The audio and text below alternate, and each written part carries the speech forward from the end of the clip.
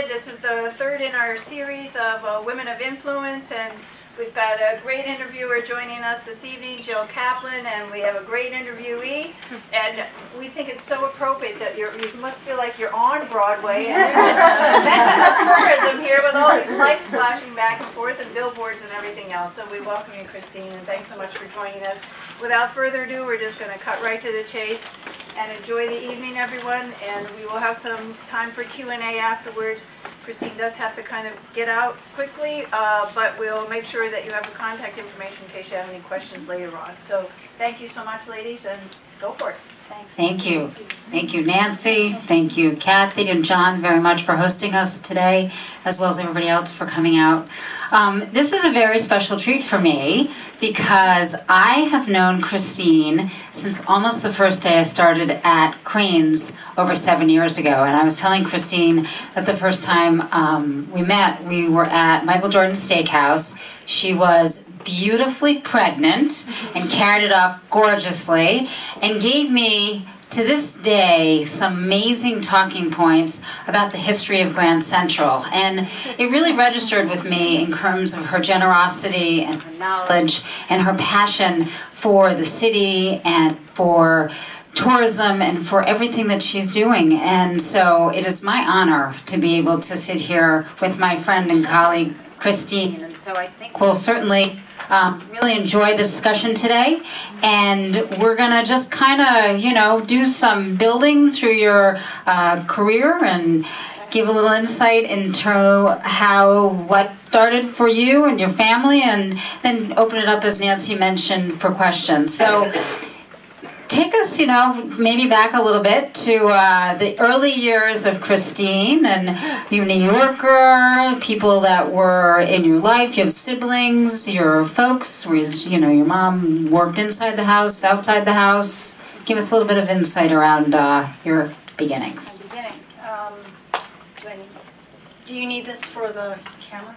Okay, so thank you, Jill, and it is a pleasure to be here and also not to be carrying twins, which I was at the time. Ordered a steak and only had a bite of it, as you can probably imagine. So, you know, look, I grew up in New York, in the suburbs mostly, but started in Brooklyn, so my folks went to Lynbrook, which many people did. That's why it's called Lynbrook. I'm from Brooklyn to Lynbrook, which is in Nassau County, right on the Queens border. It was a very traditional, you know, household. My father worked, he was a banker, mother stayed at home, have an older sister, but I think what was different about my family unit is that we did move a lot in between Brooklyn and Lynbrook. So I was the new kid, I think, 5 years in a row, which helped me overcome some of my shyness. But we also, you know, my father being very into business would come home and we would have family dinner together. And I always enjoyed hearing what my father had to say, and it was all the gossip of the office. And every vacation that we had, my grandmother lived in Brooklyn, we would stay with her, and I would actually come in with my dad. So this was long before Take Your Daughters to Work Day. I would basically just come in and hang out in my dad's office, and I managed to get the secretaries to type up my papers when I was in high school and in college. So, you know, I became sort of part of the office. And it just, I started at a young age working, you know, because I just saw that at a very early age, some of the things that really bothered me, which you would not normally see growing up in a suburb, was when we would walk through the city, there was a great homeless problem. You know, it was very evident and frightening for a child, you know, and wanting to help and wanting to give and not quite understanding why my father would give to some people and not to others, you know, and it was something that stuck with me. And I knew that from a very early age that you need to work. So I had that strong work ethic, and I took any job I could. I was. What were some of the jobs? Well, my parents thought we were off to ballet class, and my sister would go into ballet class, and then I would go into the jean shop next door and stock the jeans. You know, this was at in 3rd grade. You know, so it was every week, twice a week, and they would only pay me like a few bucks. But I really enjoyed it. I didn't want to go to ballet. You know, I wanted to hang out with the people that worked in the jean shop. You were 9? Yeah. Nice. Whatever. You know, and then I had a paper route. I babysat And then I was also, I don't know if this is good or bad working. It's okay. All right. Just did odd jobs. I mean, the oddest job that I had, I was a cycling messenger. After college, after 4 years of college, after being at Rutgers, getting a BA, you know, doing very well in my class, not getting a job, so I became a cycling messenger. So it was fun. I stayed in shape. Now, you, one of the things that you shared with me when we were talking, and you still learn new things every day about your friends. You were mentioning that at a very young age, you were very taken with the world of politics. And that as a kid, you were watching the election. Jill, it might be better without that. Yeah. Yeah. It keeps going on and Okay. off and on All and right. off. All right. Is that okay? Yeah. Okay. Can you guys hear me? Yeah. Perfect. Okay, great. We'll turn that off. So you mentioned this really interesting experience, I thought, because you were so young and so impacted by the Nixon campaign and what transpired. Yeah. And that's kind of, in my mind, it was like a very interesting window into a very early impact in your life that has really helped to shape and to project your career. Well, my parents were of different, I come from a mixed background, different parties. Different Oh, I was wondering what that meant. Okay. So, Republican and Democrat. My father was a Republican. My mother was very, somewhat liberal. And so there were huge arguments. And my mother was a twin. Okay, so the twin sisters would always be giving the liberal side. And my father and my uncle was my godfather.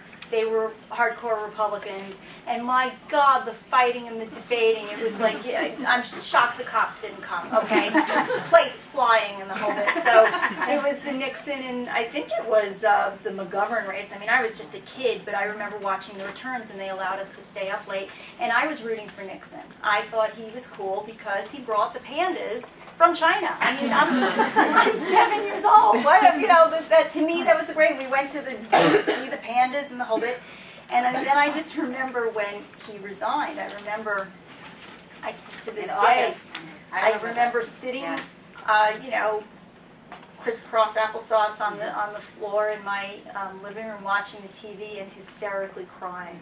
And my parents, it was just, they couldn't understand what an impact. And, now that when I got older and I studied politics, I realized why he resigned, and he should have resigned. He did the right thing. But, so fast forward to when I'm looking for the job after realizing, cycling, messenger site, not really the thing to do.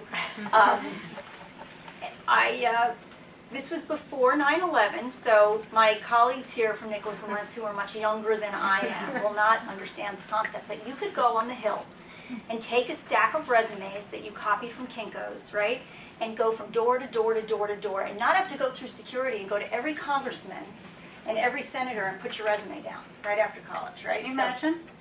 No security, just walked in. But can I just take you back for 1 second, because you mentioned that you had gone to Rutgers. Yeah. And while you were at Rutgers, you would share that you had an interesting internship. Oh, I did. Which kind of led to got meeting into the weird political thing some again. very interesting people that are today very much in our world. Oh yeah. And helped to shape. So I was in Rutgers back in '84. And there was a presidential election going on, and that was Mondale Ferraro versus Reagan and Bush. So my professor at the time was an assemblyman named David Schwartz, pretty well known in New Jersey. And he said, kids, for extra credit, you can work on a campaign. You'll be assigned whichever campaign. So I come rushing up, and he assigns me to, of course it's his campaign, but also Bill Bradley. And Bill Bradley was the U.S. Senator running for re-election. His headquarters was in New Brunswick, where Rutgers is. So I show up to the headquarters, and it's also the Mondale Ferraro headquarters. So here I was, in with these folks, and we're giving out leaflets, putting up signs, and just in the middle of it. And Bill Bradley, I end up having to do a couple of events with him, and I just thought, this guy is so cool. Basketball player.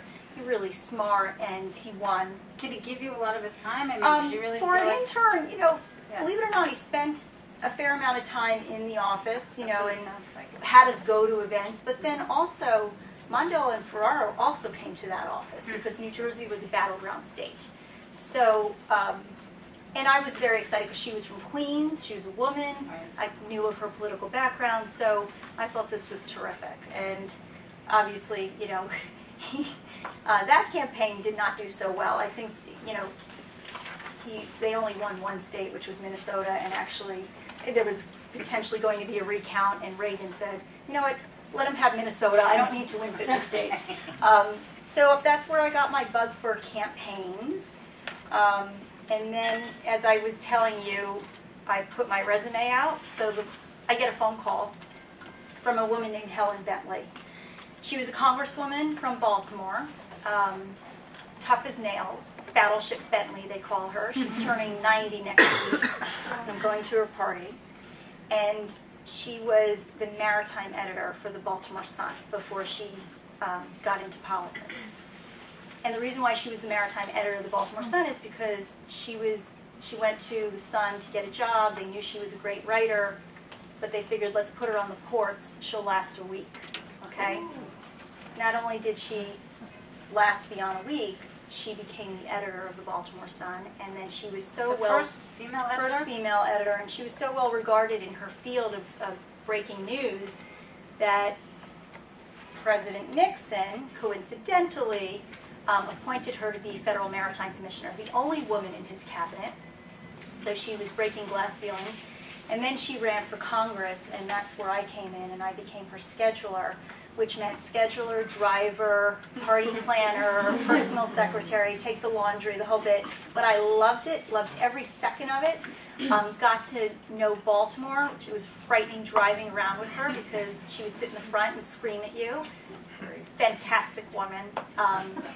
Love her to this day. So fair to say that she was a impactful mentor to you? Huge mentor. And what did she leave with you? I mean, what like, whew. Well, remember this was before spell check as well, and she was an editor, so that was a little scary. Is that you? Those are my kids, yes. You Sorry, need to or my answer? baby. That's okay. You sure? I've spoken to them 7 times. Okay. Sorry. First. But anyway, so Helen, you know, and this is where the luck comes in, because people always ask me, how did you get so, you know, in your career? Sometimes it's luck, and I really do think this was luck. Do you think of yourself as a lucky person? I do. I do, yeah, I think there's a little bit of that. But then I think you also have to capitalize on the luck. So the first bit of luck, Helen Bentley is interviewing me for the job, okay? She's staring at me. Next to her is next to me is a television, so she's looking at me in the TV, and it's 6 o'clock at night. And I could have said anything, she wouldn't have, so I thought, but she heard every single word. She gets to the last part of the interview, and she said, are you a Republican or a Democrat? I'm terrified now, because technically, you know, I worked for Bill Bradley, I worked, you know, I was leaning left, and I went to Rutgers. My father, I remember distinctly leaving the Board of Ed registration on the dining room table, and he looked at me and said, you didn't check off an affiliation. I said, well, I was thinking of checking off independent. You know, I really don't know. It's like, independent, don't be a wussy. I think he might have said something a little stronger than that. Because you're a Republican, damn it. If you're, you know, I'm paying off the student, you're a Republican. Checked it off and walked off to the thing. So I was able to tell Mrs. Bentley that I'm a Republican. Got hired. Got my first paycheck 2 weeks later, and I was only making $15,000, and I think the federal government took like 45%. I became a Republican for real. And then, you know, so the second piece of luck, Helen Bentley was an early supporter of Vice President Bush when he was running for president. And if you recall back then, in 1988, there were like 10 Republicans that were running. The Republican Party was, you know, fractured. It was a little bit like what you see today. You had Kemp, you had the conservatives, you had Pat Buchanan, Dole. You know, you just had a lot of decent people running but fighting. So she was an early Bush backer. He ends up winning. Okay, he appointed her to be chairman of his campaign. He wins. And I'm the one that has been going to all these meetings. And you're how old now? 24? 24, 25. I mean, So, this and when is she pretty can't amazing. go, she sends me to the meetings with, guys like Lee Atwater and Ed Rollins and Roger Ailes, and these are all the people. Like Roger Ailes is running Fox News now, so these are the people that they're like, oh, she's Helen's girl. Make sure she gets a seat at the table because Helen will be pissed if she doesn't. That's how Helen rolled. So. And as a young woman, as somebody who's like in the midst of this extraordinary experience, do you kind of recognize it? Is it that you're just in the moment? Is there any level of intimidation? No. Is there, you're just like on go? The only person I was intimidated of was Helen. So when I finally met the president, I was like, hey, how's it going? I was scared of Helen. I wasn't scared of him. I was scared of Reagan, though. I had a chance. Helen was at the State of the State address, and State of the Union address, excuse me, and I had to go meet her when she was coming out. And so I'm in the rotunda of the Capitol, and a guard comes up and says, stay right there. So I don't know what's going on. Next thing you know, the president is walking out. And you just hear the clapping, but he's with two other people, and he sees me. He's like, well, hello. I could not find my voice. He was so powerful back then. I mean, He had an aura about him? He really did. And, whether you liked him or not, he was the leader of the free world back then. Because this was during, the Cold War.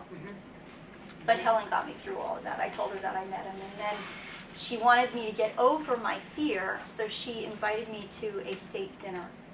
She said, Bill, her husband, won't appreciate it. He doesn't want to go, so you're going.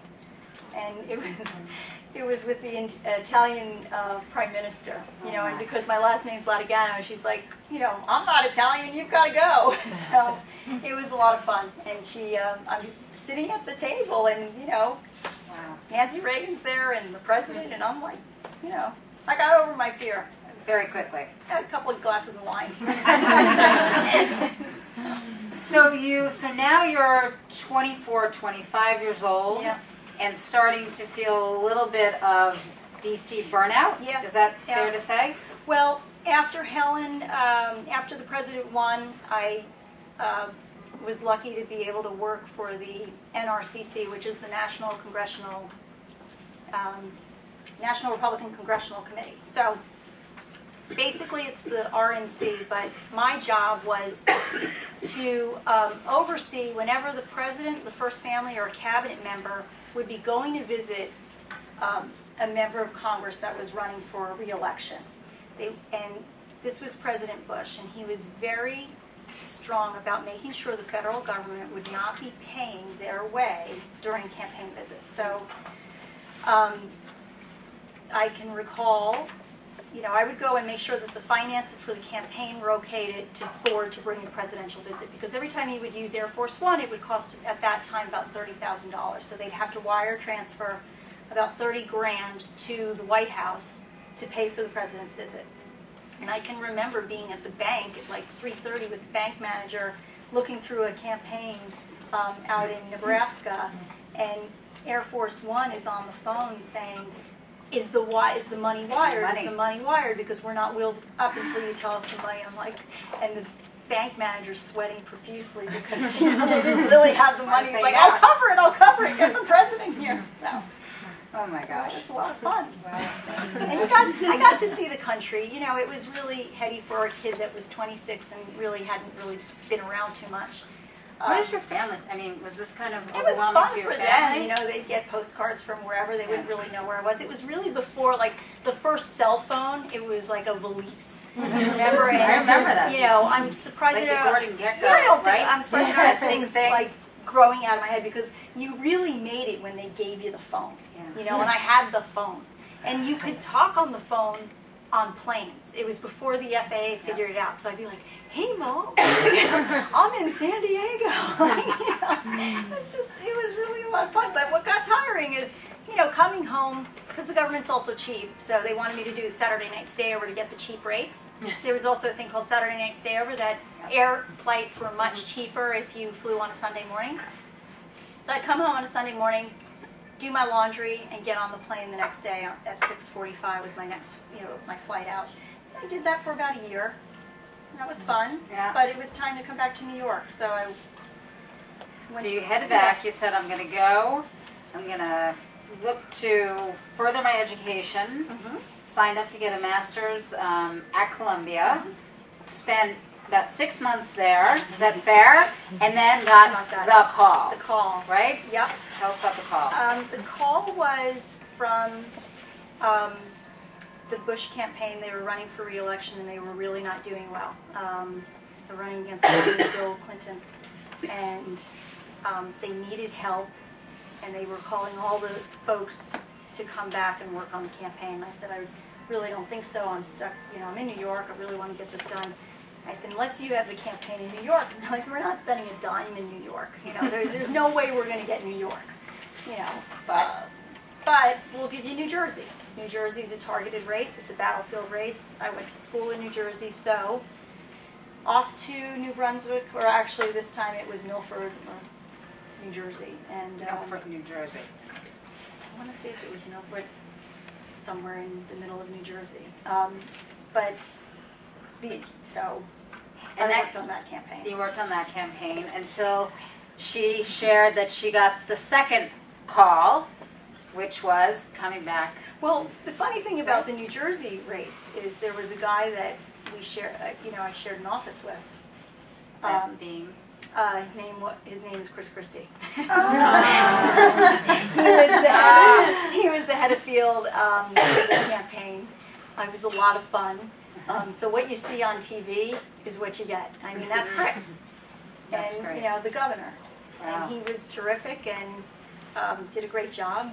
Unfortunately, we came up 2 points short. And it was very difficult because the whole campaign hinged on New Jersey. And the first family was there the night before the election. So the last night of the campaign was in New Jersey. And I'll never forget, they were all at the Morristown Hilton, right? So, and I'm still a kid, and I see all of the doors open in the sort of the political consultants room, and one of the top consultants is drinking the hard stuff, and he's like, kid, pull up a chair. And I'm like, well, we can still pull this out. I really think it's get the bottle. So that was a hard thing because they knew they were going to lose, and they only lost by 2 points. I didn't. I really thought you could eke it out, but polling back then was much more accurate than it is today. Interesting. Oh, and the other call was after that was Mayor Giuliani. Peter Powers, who ran his campaign, asked me to come in to apply for the job of press secretary for the campaign, which I did, and that was really a dream for me. So. And you were there, remind me how long? Well, the campaign was in '93, and he won that, and then I did not expect ever to work in government, so that started, and he said, work a year, you might like it, you might learn something. Worked for a year, so I never entered into the pension system. Ended up there for 5 years, and then I became president of NYC and Company. So right before 9/11. 9/11. Yeah, it was in '99. It was at the end of '99. And when you were brought in from NYC and Company, remind me, in your role at City Hall, NYC and Company was under your sphere? No, I can't remember. yeah, I oversaw NYC and Company. It was one of my agencies when I was at City Hall, so I had a little bit of an understanding of it. And was that your first kind of introduction to the world of, what was the tourism pull? How did you was that really well, that? I always loved travel, and I always, and when you do a lot of campaigns, there's not a whole lot of work after November. So after November, I would travel a lot. So I just thought this was the dream job. You get to represent New York City, be a cheerleader for New York, try and build tourism, and oh, by the way, there are offices in 7 different countries. Okay, sign me up. That's great. And then 9/11 came, and I think that was the first time that New Yorkers really understood the value of tourism, and we really had to step up.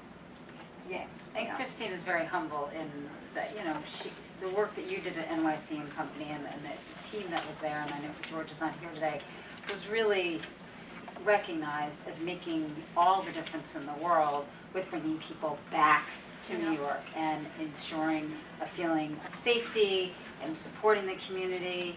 And I mean, you know, where, I guess, you know, at the end of the day, I mean, take us into that day, that moment, and what that was.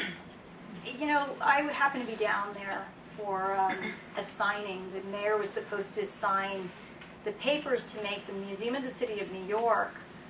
They were going to open up the Tweed Courthouse, which is now the Board of Ed, which is right behind City Hall. That Tweed Courthouse was going to be the Museum of the City of New York. So we were there with the board, ready for the mayor to come and sign the papers. And it was under construction, so we felt a huge boom on the, you know, in the building, and we all shook a little bit, but we just figured, you know, they're doing construction. A couple of people giggled because, oops, you know, I hope they didn't hit the wrong wall or whatever. But you heard, what was weird is the windows were open because it was a beautiful day, but then you heard footsteps, it just sat, and a lot of sirens. So the foreman came in and said, you know, you might want to evacuate because a plane hit the World Trade Center. And with this, when we went outside, I mean, the first thought was maybe it was a guy who had a heart attack. You know, maybe it was a small plane. You know, you're hoping for the best, but then when you see the flames and the huge gaping hole, you just knew right away this is something that we'd never experienced. This is terrorism. We're at war. So I ran straight to City Hall. There was a whole group of children waiting for their photo op with Speaker Vallone. And we ended up ushering the children into their buses to get them off.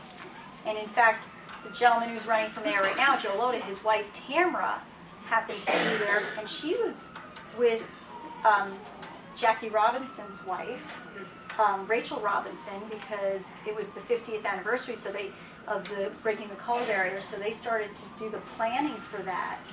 So Rachel was there with, I think it may have been Ralph Branca and a couple of the teammates, the Dodgers. So Tamara had to get them out, and that's when the second plane hit. And at that point, they told us to get into a, you know, prepare to either go into the bomb shelter, but to try and get everybody out of the building. And it was at that, and there were folks in the building who, you know, Rudy's personal secretary, Beth, couldn't reach her husband, who was a firefighter, so she keeps calling, and he ended up dying. So there was that element. There were parents calling, making sure that their, I want to say children, but they were, you know, 24-year-old kids that were working to make sure they either got to work or they were sent in. So we're trying our best to put it all together, and we decided to leave.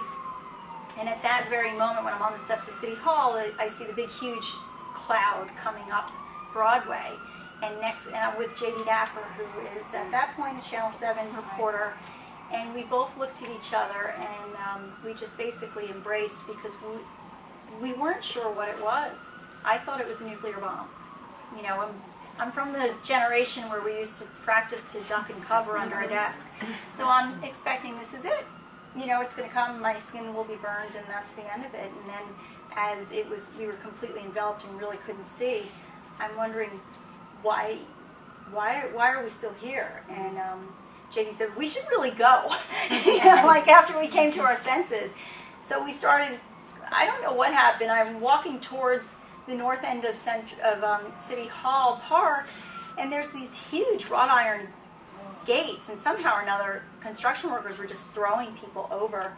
So I got out, and of course I was dressed up wearing shoes like you, you know, with no hose, walking up Broadway until I couldn't take it anymore, and then I had to shop and buy shoes so I could continue to walk. And that's when I realized, when the guy said, we're only taking cash, okay, and I, you know, had a few, so then I had to find money.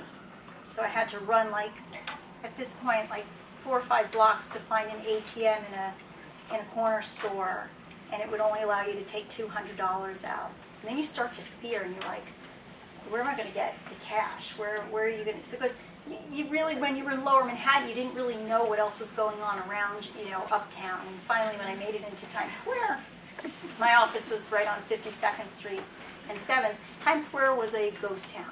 I mean, there wasn't anybody there. And I realized this was not the smartest move to walk through Times Square, you know. And then made it up to my office, and that's where I saw my husband and my dog, because he couldn't find me. So, you know, cell phones didn't work. So Gabby, our Basset Hound, just came running up, and it was the best thing ever, because, you know, everybody was hugging the dog. So.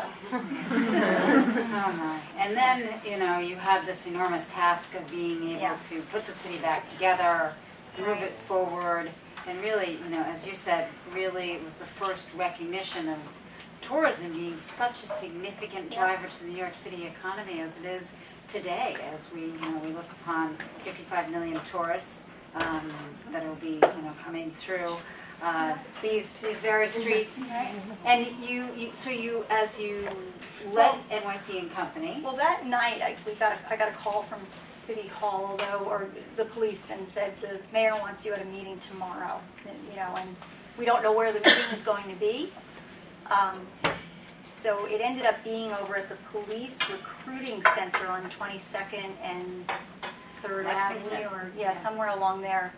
And he pulled together some business leaders. So I was representing tourism, Hotel Association was there, Bill Rubin was there, Dick Grasso was there from the New York Stock Exchange. 9X was there, I mean AT&T, and so you had all these business leaders, and he was going around saying, how quickly can you get open, Dick? When can you open the stock exchange? So he came to me and he said, when can you open Broadway? And I said, and this was Wednesday, right? Right. So this was September. Wednesday. It was September 12th. And I said, probably by the weekend. You know, I'd have to get a hold of the actors and everything. He said, can you do it tomorrow? I said, tomorrow. He said, yes, tomorrow. I want Broadway open tomorrow.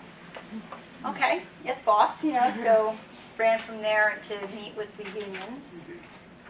And I got mixed reactions. You know, some were saying this is insensitive. How will the public feel about this? We're going to be playing to empty houses. Some of the actors were saying they couldn't get in. So we went on the air and said, if you're an actor and you're in a Broadway show, the police will let you through the bridges and the tunnels and just, you know, drive in.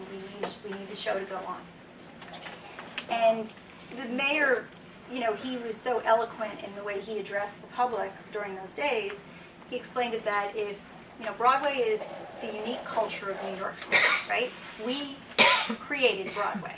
And if we don't allow the theater to continue, then we are allowing the terrorists to have victory.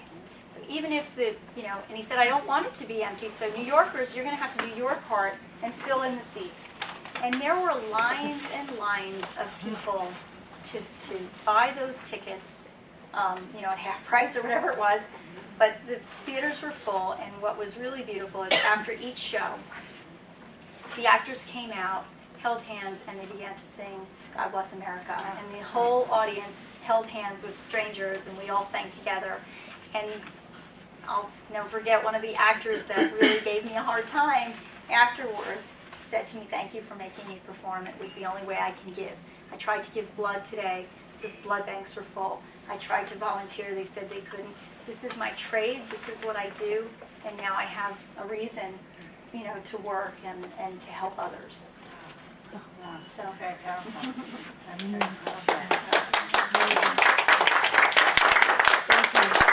Well, you know, thank you. You know, I'm sure there were a lot of you that, you know, came to theater or invited friends, and we called it patriotic tourism from there. You know, we started seeing, in fact, Columbus Parade was the first parade after 9/11, and a group of Oregonians, I didn't know that before, but people from Oregon are called Oregonians. 900 of them came. They had green shirts. It's their color. Oregon loves New York. And we got an email that they were coming. My assistant at the time was from Oregon, and I thought maybe 9 would show up. 900 of them showed up. I said, we got to get them in the parade. So I called the mayor's office. He, of course, knew someone at the Columbus Society, and they're like, we're getting them in the parade. that went on TV, nationwide, worldwide. So then next thing you know, we had I Love Canada come. I mean, Canadians love New York. 5,000 of them. Jamaica sent a plane. The government sent a plane of folks to shop, Christmas shop. And then, so Italy sent a plane. So people from all over, they want to do their part. We want to come to New York. And the mayor knew very early on that tourism was going to be, would jumpstart the economy. It's catalytic. Yeah. It was absolutely catalytic in being able to come and, hug our community and be able to allow people to feel safe and supportive and, giving back to us what I think New York has given to so many over the years. Yep. And in fact, we took an ad out, and Crain's ran a full page, and we said, New York wants to say thank you in person, and it was about thanking everybody that came in. So instead of just saying thank you, we want to say it in person, so you have to come to New York. That's great. That's great. Well, and I will just, as a total side note, I don't know if it was that year, or shortly thereafter, Cristyne, given the extraordinary leadership that she demonstrated over all the years, we had made her 40 under 40. And as that was occurring, other things were developing, and I know that we're running out of time, but you then embarked on your current career. Yep. Outside of your mom career, which is a whole That's different discussion. But tell us, if you could, about that, embarking on that and how you got to that, as well as the work that you're doing now with the governor. Well, I stayed in the NYC company for 6 years after 9/11, almost 6 years, and we built tourism to record levels. And my partner George, who was my COO at NYC company, we always thought about in the future we would go out and do something, and we just thought now's the time.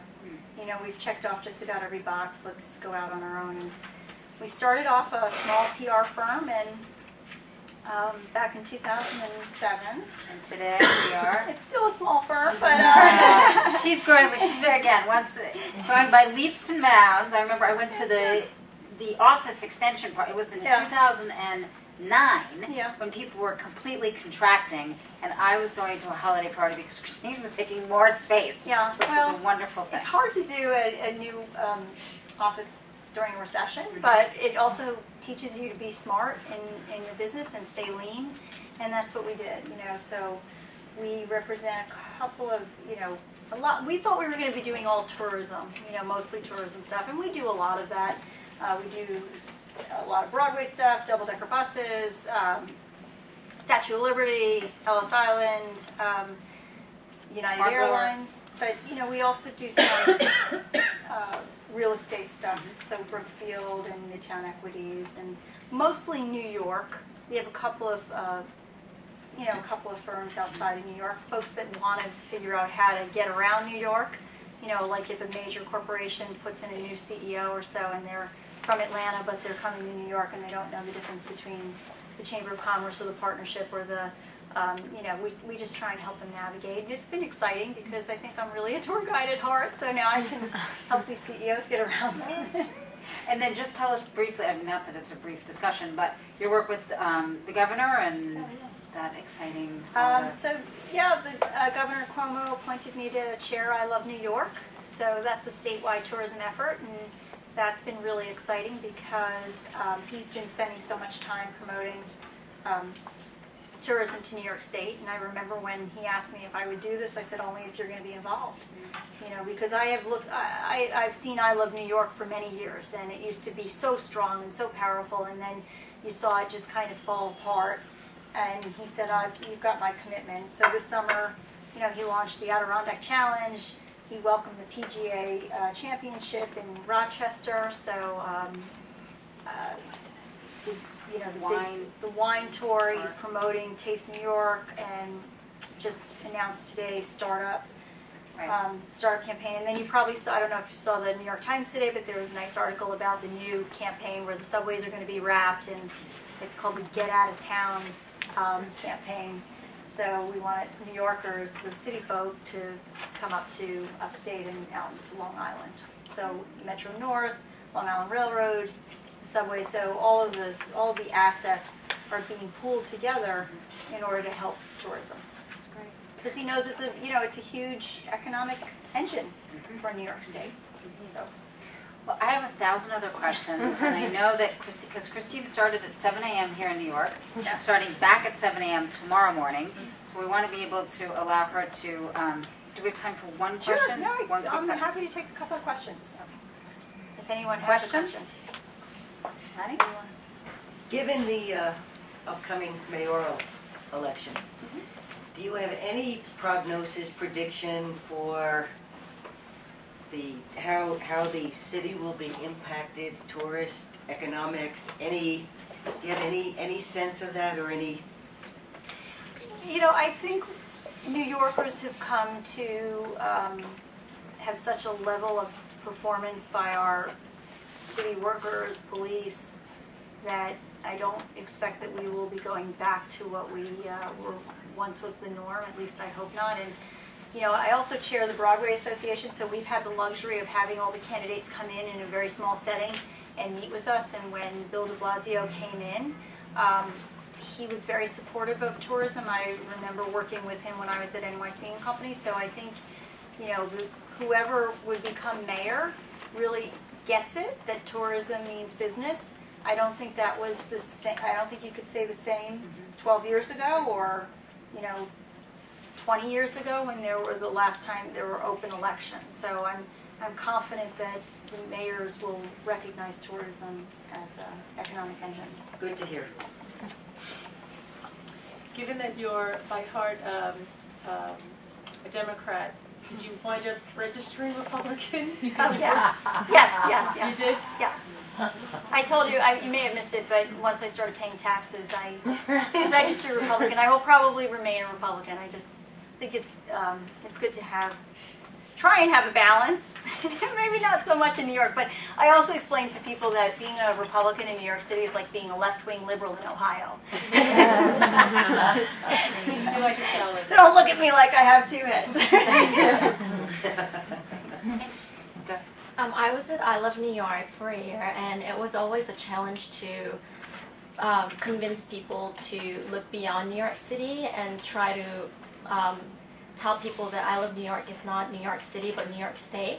I'm wondering what's your experience representing New York State, not New York City these days, and does the fact that you have New York City tourism experience and background help you're promoting New York State? Well, the way we look at promoting the I Love New York campaign is that it is statewide, which includes the city. So, and in fact, if you've seen some of the television ads that we had going on over the summer, we included Coney Island, which is obviously the city. So, it's really, you got to go back to the early I Love New York campaign, which started with a chorus line, that I Love New York. And that was really the last time that I Love New York really promoted the city. But we're doing it again because we want that 55 million to turn into 58 million, and hopefully then it can move up north or move, so we believe all boats rise with the tide. We want that tide to, benefit all areas of the state, including the city. So. I'm a odd man out here. Didn't notice. Actually, I'm not even a New Yorker. I came from India, and I happened to see the topic of this. Then I decided to participate in this. It really helped me in two areas. One is that, how a city can be revived after taking a beating. And it actually not just means to USA, but I want to tell you that it means a lot to the rest of the world too. Because the I Love New York shirts, back in India, even we wear it, and then, about 20 years back when I first visited World Trade Center, and yesterday I went again to see that. So earlier all these things come back, the panoramic view from the World Trade Center. I think these things not just means not only to the USA but also to the rest of the world too. So I think you have done your job with a lot of vision. I just wanted to commend that. Well, thank you. Thank you. So I think we have to wrap it up. Are you? We'll do one last question. Go. Sorry, go ahead. Do you find that pulling people away from their devices has been a real challenge? I know a lot of, especially younger, like the younger demo, a lot of them feel that, actually I'm a little part of that demo, but a lot of us feel that what we see through tablets and iPhones and Samsung Androids and so forth, it's a glimpse into areas. So I can imagine that there are people in Oregon who feel, yes, we're getting a glimpse into New York State via our devices, but it's not a true experience. How are you climbing over that barrier? We're marketing to them in their, through social media, and we have to go where they are. So a lot of the effort of the $60 million that the governor has put in for tourism marketing is social media. And I think it's the first time that the state really has done that as well. But I think, at the end of the day, you cannot compare visiting New York with seeing it on a 4-inch screen. You got to be here to really experience. So hopefully they'll get out beyond. But I do think that the next mayor should really start a campaign called "Look Up," or "Heads Up," because I'm so tired of walking into people or getting behind people, and all of a sudden they have to make that email, and then they have to stop. And you're behind them, and you bang. But that's a whole other topic. We could do like a whole other thing. Cristyne, you're fabulous. Thank you so much.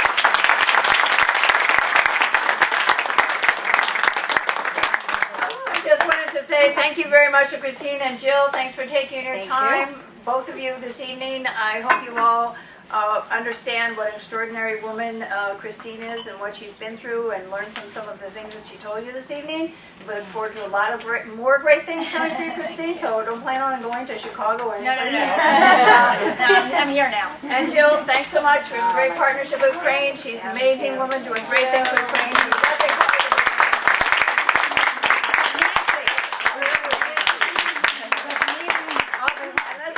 Our mayor listens to what Cristyne said. Our next mayor, it's all about our community. It's all about our tourism. We cannot forget that. I also want to recognize Lainey Doctori, who is our chair of our Women's Business Committee. Thanks, Lainey, for working on this together. And last name is Sneh Mitani, who is in the last row here, standing up now. She is from that other state called New Jersey, but she is the New York State Jersey Restaurant Association Restaurateur of the Year. She has won this award throughout the state of New Jersey for so many years, and she was our IWEC awardee in 2009, I believe, and thank you so much for joining us, and congratulations to you on your award. Thank you very much for coming, and you can catch the video on our website. Thank you. I got so many things to do.